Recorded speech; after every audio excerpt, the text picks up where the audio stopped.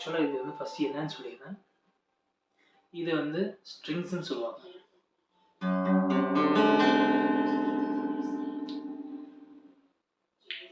இந்த ஸ்ட்ரிங்ஸில் பார்த்தீங்கன்னா வந்து 6 ஸ்ட்ரிங்ஸ் இருக்கும். ஸோ அந்த 6 ஸ்ட்ரிங்ஸில் பார்த்தீங்கன்னா வந்து மேலேருந்து நீங்கள் கவுண்ட் பண்ணக்கூடாது, கீழேருந்து தான் கவுண்ட் பண்ணணும். பட் வந்து இது ஏன் இப்படி வச்சுருக்காங்கன்னு எனக்கும் தெரியாது, கண்டுபிடிச்சவங்க தான் கேட்கணும்.